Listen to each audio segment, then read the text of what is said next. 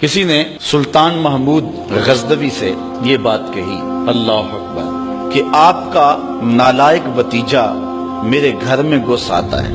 یہ بات کسی بڑھیا نے کہی حضرت سلطان غزنوی سے کہ آپ کا نالائق بھتیجا میرے گھر میں گھس آتا ہے اور میری بیٹی جوان ہے، بس اس کے آگے میں کچھ نہیں کہنا چاہتی۔ تو حضرت نے فرمایا کہ جب وہ بدبخت دوبارہ تمہارے گھر میں آئے تو مجھے فوری اطلاع کر دینا، اور اپنا خصوصی کوئی کوڈ ورڈ دیا کہ جب اس کے ساتھ تو آئے گی تجھے کوئی میرے تک پہنچنے میں رکاوٹ نہیں بنے گا، تو پھر میں انصاف کے تقاضے پورے کروں گا۔ 2-3 دن گزرے، بڑھیا آ گئی، رات کا موقع تھا، سلطان اٹھا، تلوار لی اور ساتھ چل پڑا۔ بڑھیا کے گھر میں داخل ہوا، داخل ہوتے اس نے کہا کہ چراغ گل کر دیا جائے۔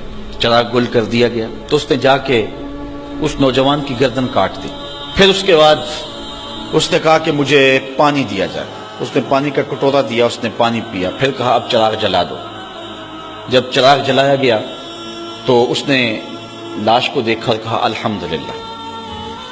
بڑھیا نے کہا کہ مجھے بتائیں کہ آپ نے یہ 3 کام بڑے عجیب کیے ہیں، جب آئے ہیں تو چراغ بند کروایا ہے، پھر پانی مانگا ہے اور پھر الحمدللہ کہا ہے۔ تو بادشاہ نے ٹالا، کہا کہ اس راز کو راز رہنے دیا جائے، لیکن بڑھیا ضد کر گئی۔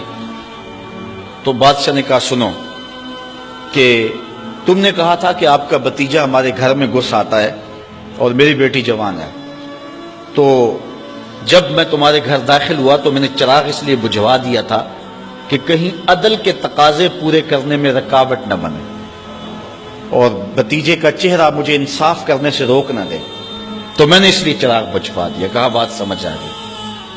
تو کہا آپ نے جب چراغ بعد میں روشن کروایا تو الحمدللہ کیوں کہا؟ کہا کہ میں اس دن سے پریشان تھا کہ میرا خون اتنا گندا ہو گیا کہ بادشاہ کا بھتیجا ہو کے ایک بڑھیا کے گھر میں جا کے یوں زیادتی اور ظلم کرتا ہے، لیکن جب چراغ جلا روشن ہوا تو وہ میرا بھتیجا نہیں تھا، وہ کوئی اور تھا، صرف ہمارا نام استعمال کرتا ہے۔ تو میں نے کہا الحمدللہ، یا اللہ تیرا شکر ہے کہ میری نسل اتنی گندی نہیں ہوئی ہے۔ تو کہا آپ نے پھر فوری پانی منگوایا اور پیا۔ بادشاہ نے کہا بڑھیا یہ راز رہنے دو، یہ نہ پوچھو۔ بڑھیا ضد کر گئی کہ نہیں مجھے یہ بھی بتاؤ۔ تو کہا بڑھیا پھر سن، جس دن سے تو نے بتایا تھا کہ آپ کا بھتیجا میرے گھر میں گھس آتا ہے، اس دن سے نہ میں نے پانی پیا تھا نہ کھانا کھایا تھا۔ میں نے کہا تھا جب تک ظالم کو کیفر کردار تک نہیں پہنچا دیتا اتنی دیر تک نہ کھانا کھاؤں گا نہ پانی پیوں گا۔ اب ظلم کا انجام تو نے دیکھ لیا، اب میرا اتنا حق تو بنتا تھا کہ 2 گھونٹ پانی کے پی لو۔ تو آج نام بھی تو انہی کا باقی ہے، آج ذکر بھی تو انہی کا باقی ہے، جن لوگوں نے عدل و انصاف کے بخیے ادھیڑ کے رکھ دیے، پھر حرف غلط کی طرح مٹ جاتے ہیں، ان کی قبروں کے نشان بھی باقی نہیں رہتے۔